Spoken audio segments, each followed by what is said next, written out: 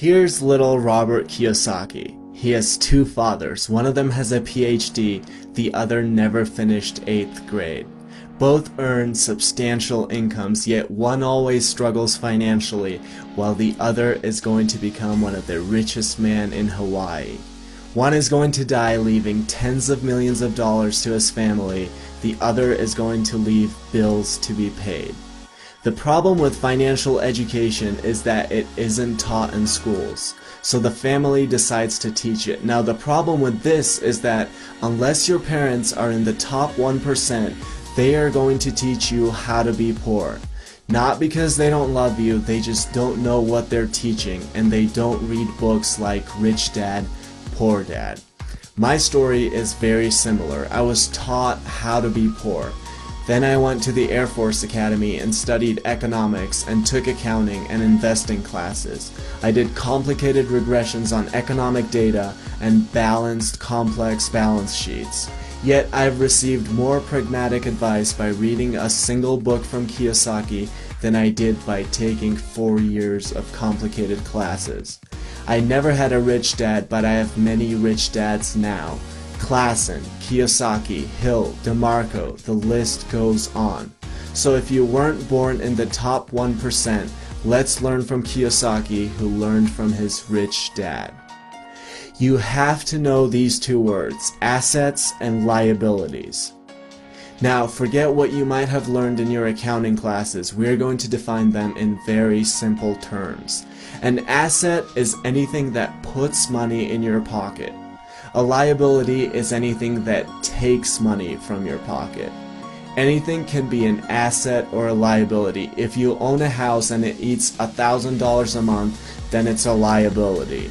If you own a house and it brings in $1,000 a month, then it's an asset. Assets are things like businesses, real estate, paper assets, things like stocks and bonds. Here's why knowing this distinction is so important. Really try to focus on this. The poor only have expenses. The rich buy assets. And the middle class buy liabilities that they think are assets. After graduating, if I had followed everybody's advice, I would have gotten a job which increases my income. But there are so many problems with that. As I got my job, my girlfriend and I would have moved into a bigger house. We would have gotten a BMW in addition to our Mustang. I would have bought the iPhone 6. The problem with all of this is that I would think I was acquiring assets while I was actually acquiring liabilities. I would have to pay every month for the house, for the car, for my expensive phone. In essence, unless you make a paradigm shift about what you do with your money, which is to buy actual assets, no matter how much income you earn from your job, you will just match it with your liabilities and expenses. Your friends might admire your iPhone 6 and you might look rich, but you will never actually be rich. Now, there's nothing wrong with having your job. I just don't have one because I'm operating from the assets quadrant. But if you are following the standard narrative of going to school and getting a job, chances are you're acquiring liabilities which you think are assets. That is the problem. So keep your job, but make sure what you earn goes mostly towards real assets rather than liabilities that seem like assets. And yes, eventually when you acquire enough assets, you won't need your job either. It absolutely blows my mind how people say, well, what if I lose money with the business, or the real estate, or the paper assets? They don't say the same thing about buying their second enormous TV, which will be worthless in a year and which creates a liability every month. I would rather lose all of my money starting a business than lose it by buying yet another TV I don't need.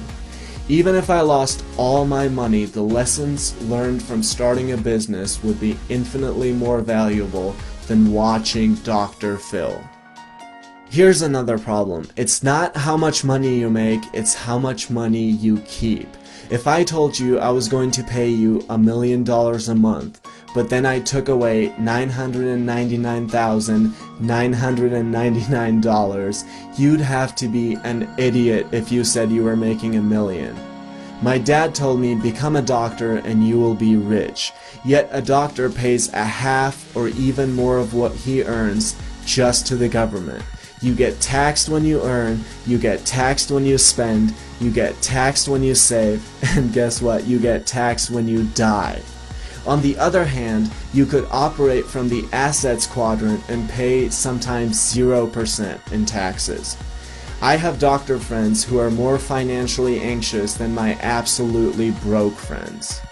Here's a short history of taxation. Years ago, there was no tax, in Great Britain or in the United States. It amazes me how so many people don't realize this. The government would sometimes collect tax during civil wars and extreme cases, but there was no actual tax.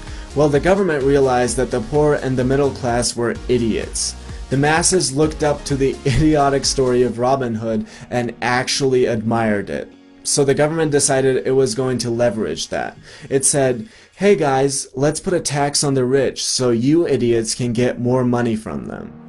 Well, of course, all the idiots agreed and voted for it. The problem is that the government's greed grew bigger and bigger until the taxation trickled down to everyone, including the poor.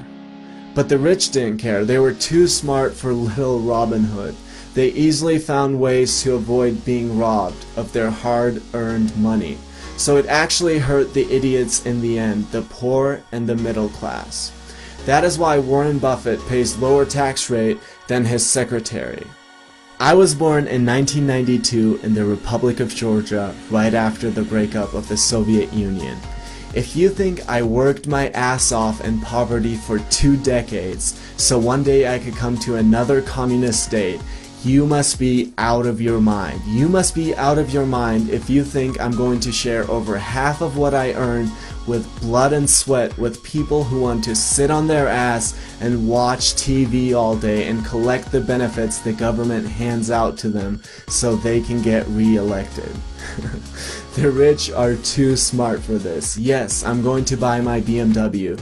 I'm just going to buy it for my corporation. A poor person thinks of a bunch of buildings when he thinks of a corporation, when in reality it's really a folder full of papers. A folder full of papers that allows the rich to make all the expenses and then pay the taxes at the end. So the rich will never actually be affected by any of this. It will always come down to the middle and the upper middle class, the people who work the hardest to pay for the benefits of the person with a bag of chips in one hand and a remote in the other.